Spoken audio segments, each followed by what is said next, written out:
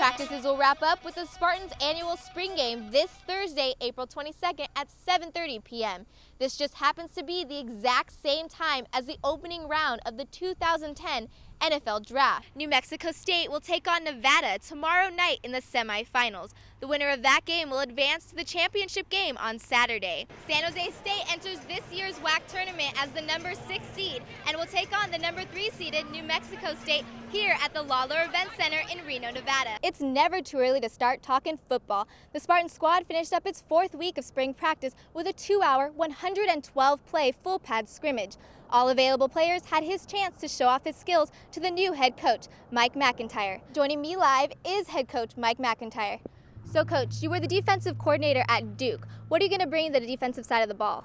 We're going to bring an aggressive style of football that I like to play. March Madness came and went in San Jose as the city was one of the 8 sites around the nation to host the first and second rounds of the near month-long tournament.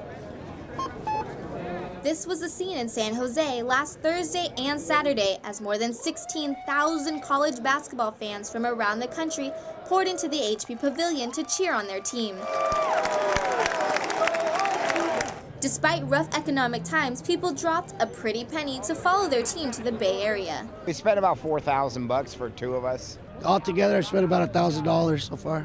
Tickets were like $300. The flight was around $500 plus, food and all of that. But for some, the experience was priceless.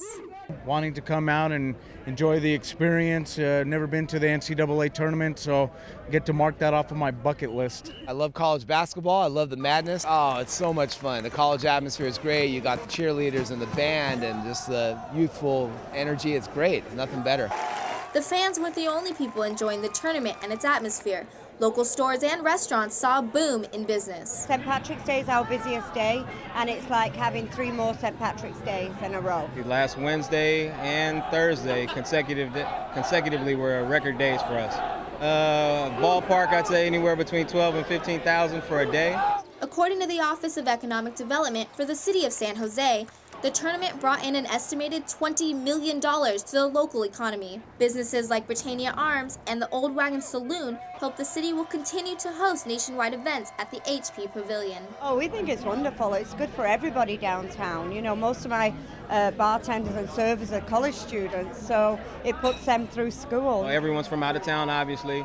All the accommodations have been awesome, so I would hope that this is a sign that downtown San Jose and the association needs to have more events that welcomes outside revenue. San Jose has already been selected to host the first and second round of the NCAA tournament in 2013, which marks the 75th anniversary of the championship. The Low Senior Class Award, which stands for Celebrating Loyalty and Achievement for Staying in School, focuses on the total student athlete.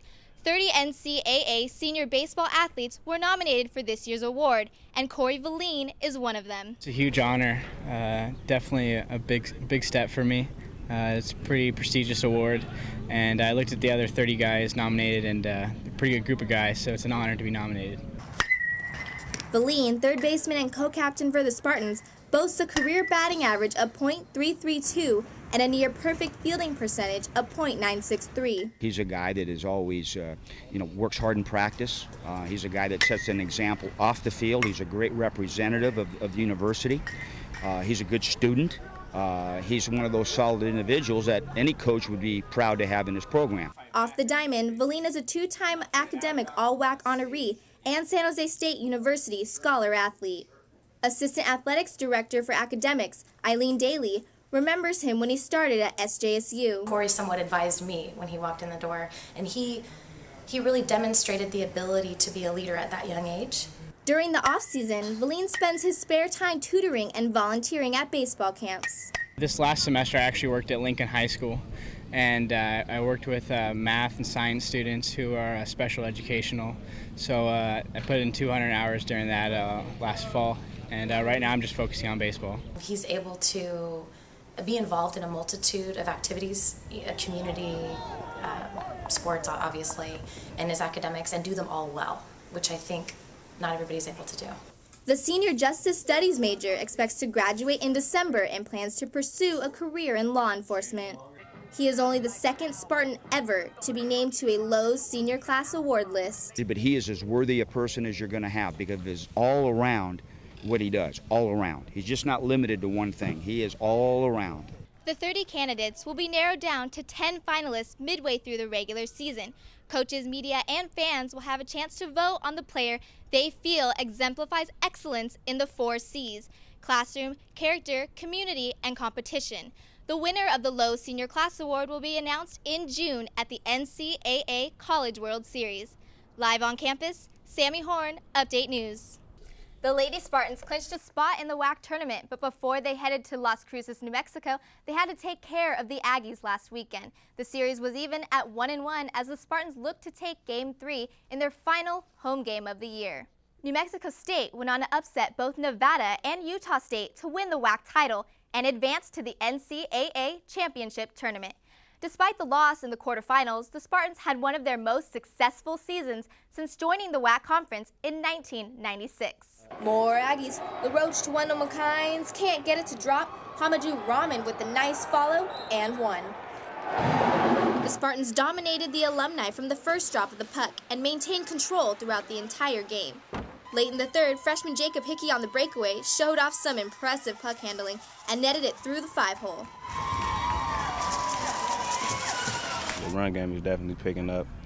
The pass game is still in the process, and hopefully at the end of spring ball, everything will be running like clockwork.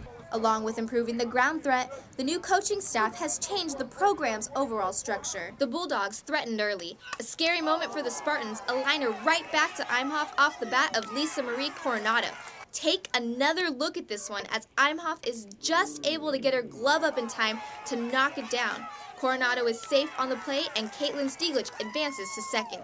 A sack bunt moved the runners to second and third, but Imhoff battled back to get Brooke Phipps swinging to end the inning.